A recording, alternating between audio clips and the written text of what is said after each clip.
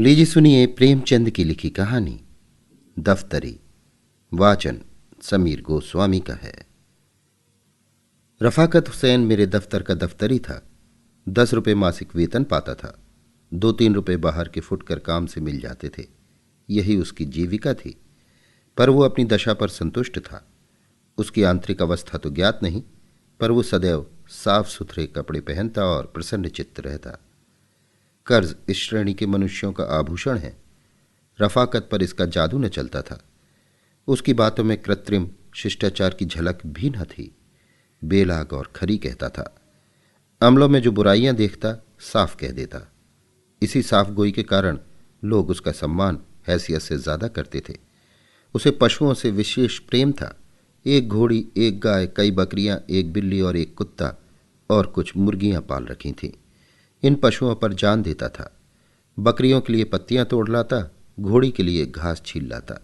यद्यपि उसे आए दिन मवेशी खाने के दर्शन करने पड़ते थे और बहुधा लोग उसके पशु प्रेम की हंसी उड़ाते थे, पर वो किसी की न सुनता था और उसका ये निस्वार्थ प्रेम था। किसी ने उसे मुर्गियों के अंडे बेचते नहीं देखा।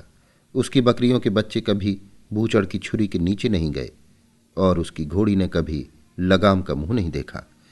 गाय का दूध कुत्ता पीता था, बकरी का दूध बिल्ली के हिस्से में आता था।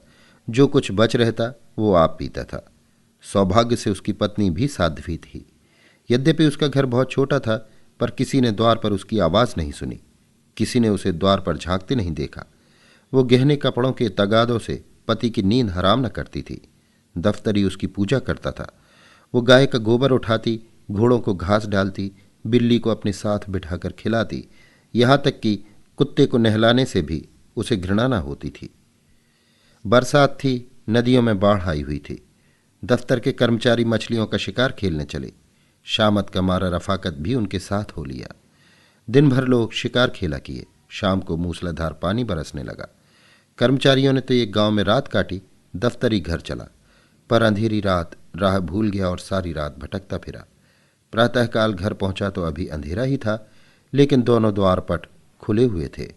उसका कुत्ता पूंछ दबाए करुण स्वर से कराहता हुआ आकर उसके पैरों पर लौट गया। द्वार खुले देखकर दफ्तरी का कलेजा सन्न से हो गया। घर में कदम रखे तो बिल्कुल सन्नाटा था। 2-3 बार स्त्री को पुकारा, किंतु कोई उत्तर न मिला। घर भाएं भाएं कर रहा था। उसने दोनों कोठरियों में जाकर देखा।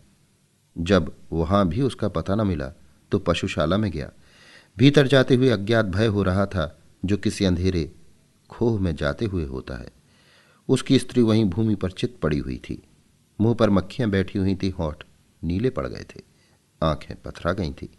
लक्षणों से अनुमान होता था कि सांप ने डस लिया है। दूसरे दिन रफाकत आया तो उसे पहचानना मुश्किल था।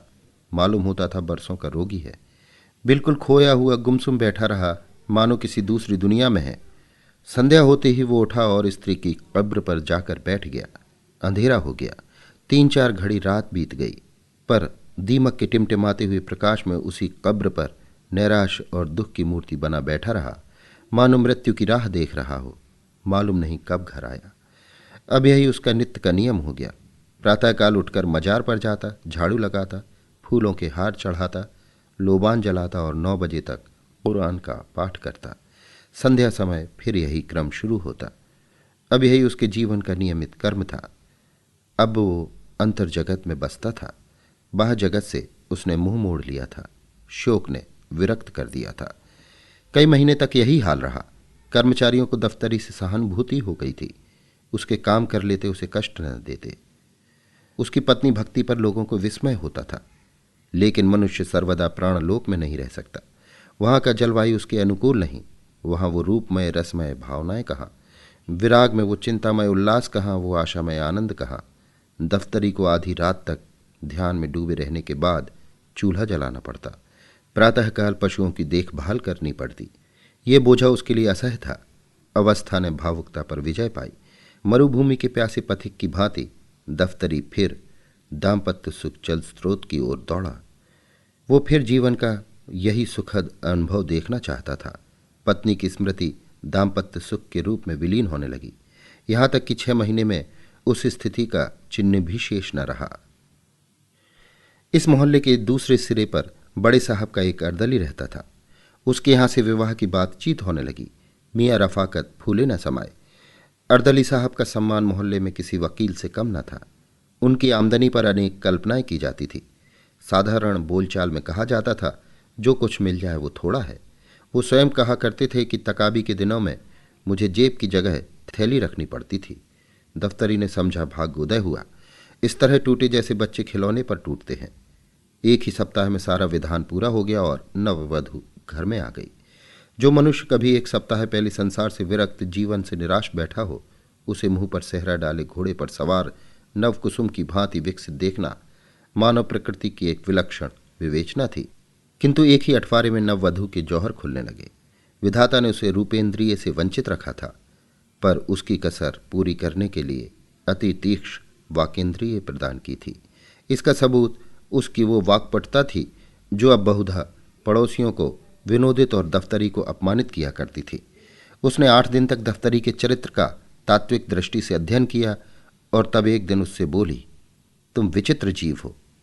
आदमी पशु पालता है अपने आराम के लिए, ना कि जंजाल के लिए। ये क्या कि गाय का दूध कुत्ते पिए, बकरियों का दूध बिल्ली चट कर जाए। आज से सब दूध घर में लाया करो। दफ्तरी निरुत्तर हो गया। दूसरे दिन घोड़ी का राते बंद हो गया। वो चने अब भाड़ में भुनने और नमक मिर्च से खाए जाने लगे। प्रातःकाल ताजे दूध का नाश्ता होता, आए दिन तस्मई बनती। बड़े घर की बेटी पान बिना क्यों कर रहती। घी मसाले का भी खर्च बढ़ा। पहले ही महीने में दफ्तरी को विदित हो गया कि मेरी आमदनी गुजर के लिए काफ़ी नहीं है। उसकी दशा उस मनुष्य की सी थी जो शक्कर के धोखे में कुनैन फांक गया हो।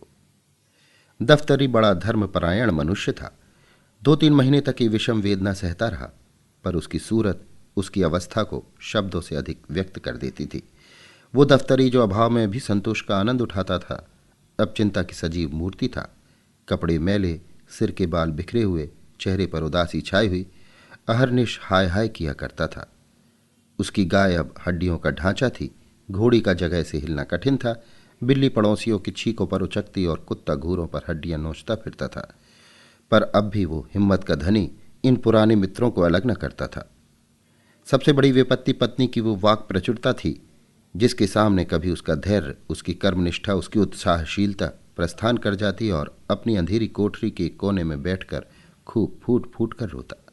संतोष के आनंद को दुर्लभ पाकर रफाकत का पीड़ित हृदय उच्छृंखलता की ओर प्रवृत्त हुआ। आत्माभिमान जो संतोष का प्रसाद है, उसके चित्त से लुप्त हो गया। उसने फाके मस्ती का पथ ग्रहण किया। अब उसके पास पानी रखने के लिए कोई बर्तन न था।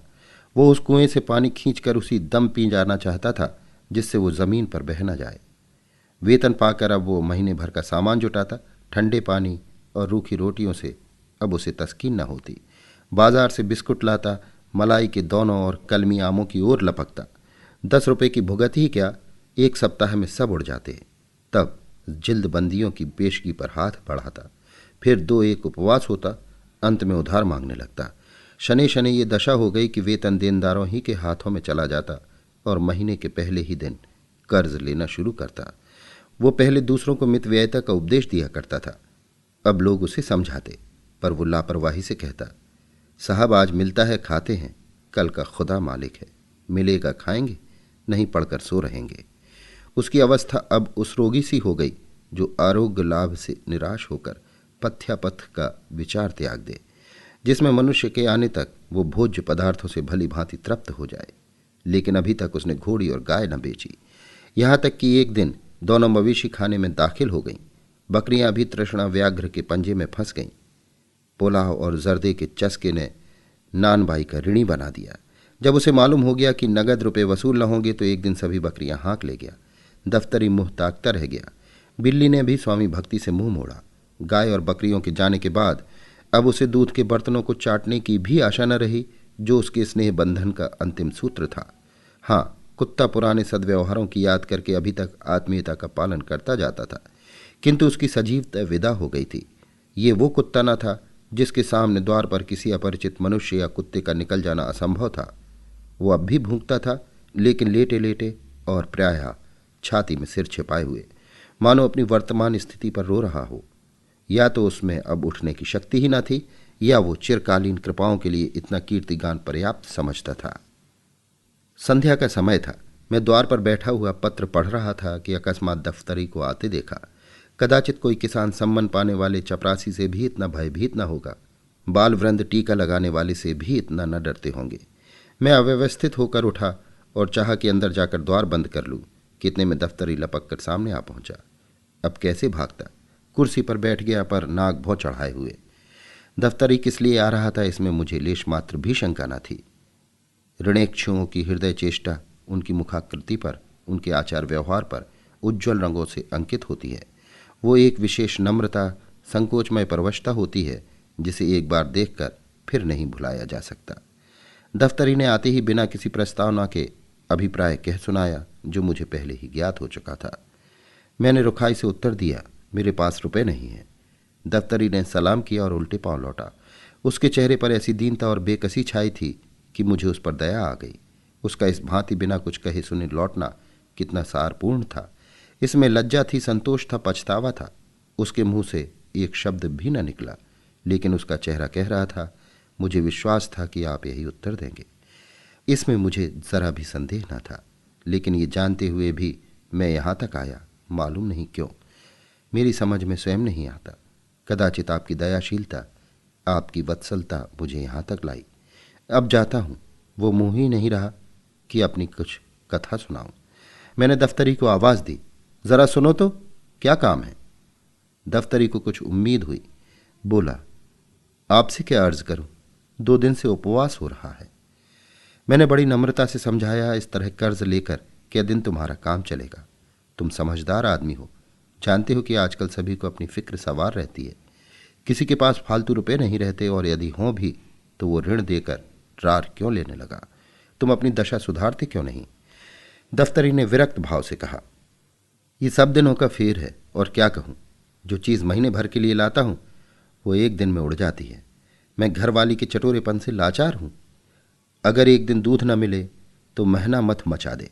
बाजार से मिठाइयाँ न लाऊं तो घर में रहना मुश्किल हो जाए। एक दिन गोश्त न पके तो मेरी बोटियाँ नोच खाए। खानदान का शरीफ हूं, ये बेइज्जती नहीं सही जाती कि खाने के पीछे स्त्री से झगड़ा तकरार करूं। जो कुछ कहती है सिर के बल पूरा करता हूं।